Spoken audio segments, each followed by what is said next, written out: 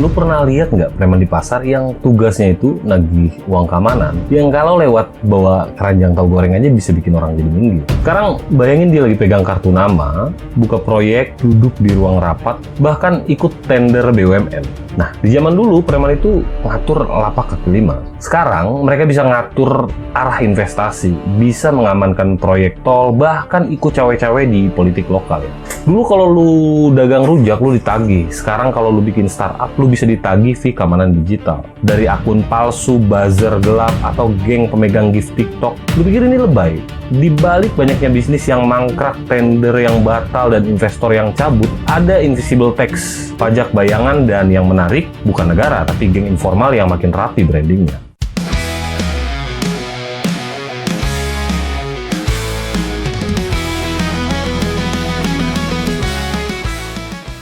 Jadi kalau lu mau ngerti kenapa ekonomi bisa lumpuh padahal APBN sehat, atau kenapa investasi nggak masuk walau insentif udah dikasih, mungkin jawabannya bukan ada di spreadsheet, tapi di balik warung kopi, pintu belakang pelabuhan, atau grup WhatsApp tender. Karena zaman sekarang, preman itu udah nggak main galak ya, mereka main strategi. Lu tahu nggak? Dalam dunia ekonomi, yang paling ditakutin itu bukan kerugian, bukan juga resesi, tapi ketidakpastian. Karena kalau lu rugi, lu masih bisa belajar. Kalau lu kena resesi, pasar ya bakalan recovery juga nantinya. Tapi kalau sistemnya nggak jelas, siapa yang benar bisa kalah, siapa yang salah bisa nyolong duluan. Dan lu tahu apa yang bikin sistem jadi nggak jelas? Ya, premanisme.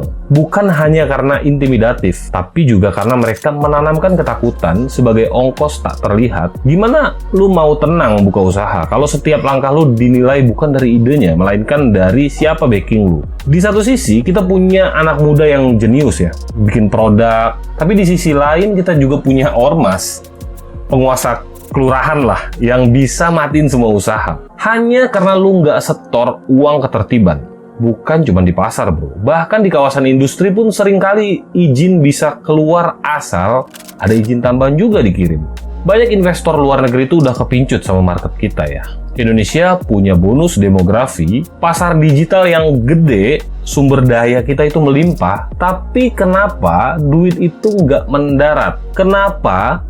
Karena investor bukan cuma ngitung profit, mereka juga ngitung kalau gua ditodong sama preman dalam bentuk pengamanan lokal atau konsultan informal, ini bisa balik modal atau enggak. Dan anehnya lagi, negara seringkali tahu siapa yang main di lapangan ya, tapi ya udah dibiarkan gitu aja. Mungkin mereka males ribet ya, karena udah tahu dan mereka juga udah jadi kantong politik. Dan akhirnya apa yang terjadi? Modal gede kalah sama modal kenalan. Aturan main berubah jadi siapa yang paling deket ke orang dalam, dia yang menang. Dan lucunya, bahkan proyek-proyek negara yang katanya untuk rakyat, itu juga bisa nyangkut di tangan kelompok informal.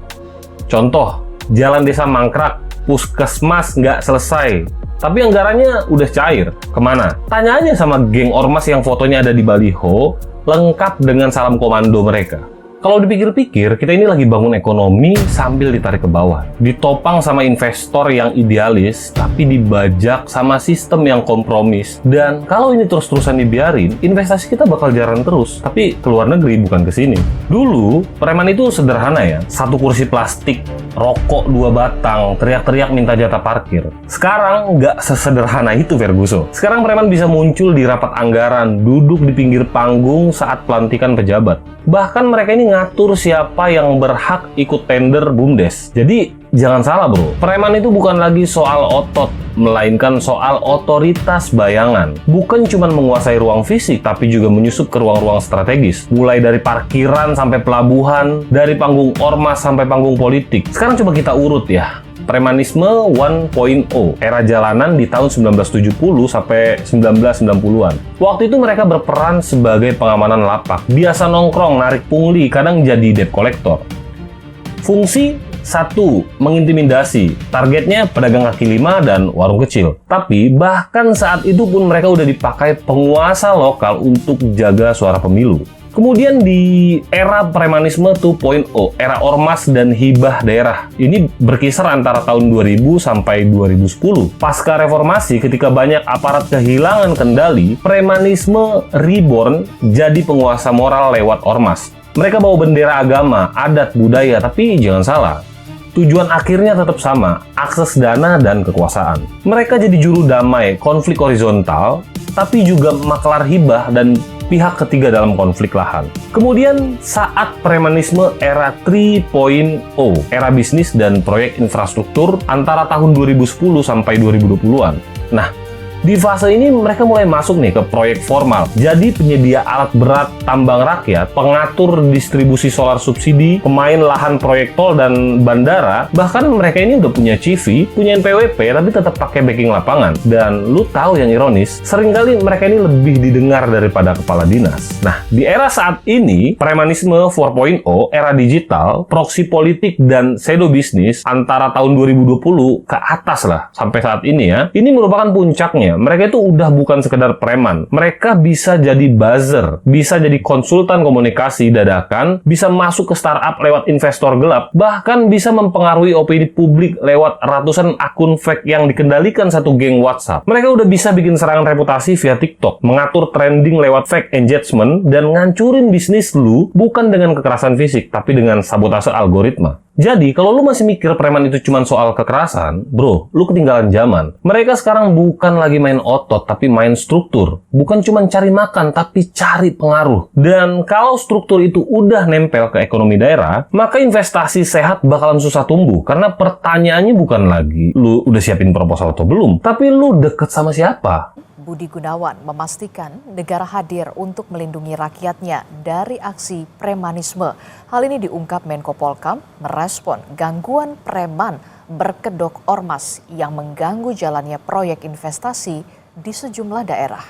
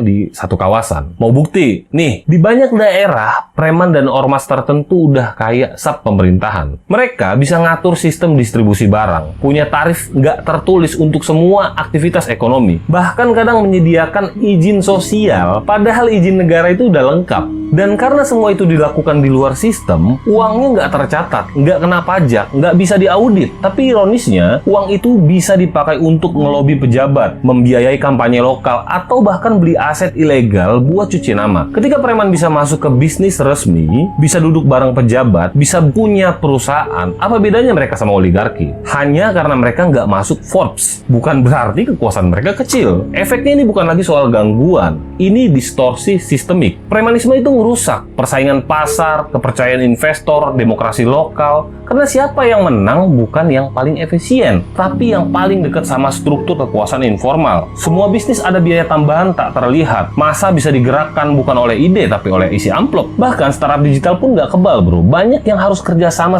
buzzer atau geng review palsu. Ya, supaya nggak dihancurin dari dalam algoritma. Jadi premannya bukan lagi pakai celuri, tapi pakai bot akun TikTok. Dan perang lapangannya bukan lagi di terminal, tapi di kolom komentar dan rating Google Maps. Negara bisa bikin aturan seketat apapun, tapi selama ada kekuasaan bayangan yang nggak bisa disentuh hukum, maka semua itu cuma ilusi. Dan selama ekonomi kita dikendalikan oleh ketakutan, bukan inovasi, maka masa depan kita akan terus disandra oleh yang tak terlihat, tapi sangat terasa. Preman itu tumbuh bukan karena mereka hebat, tapi karena sistem kita yang berantakan. Mereka lahir dari kekosongan hukum dan bertumbuh subur di atas ketidakpastian. Tapi kalau lu pikir mereka tak terkalahkan, salah besar, bro. Ada contoh nyata. Di negara-negara seperti Georgia, Estonia, bahkan Filipina, pemerintah berhasil dominasi pseudo ekonomi. Bukan dengan kekerasan brutal, tetapi dengan transparansi yang radikal. Gimana caranya? Ya dengan sistem digital yang bikin semua transaksi itu bisa dilacak. Semua proyek bisa dipantau dan semua orang, bahkan preman, nggak bisa lagi main di belakang proyek.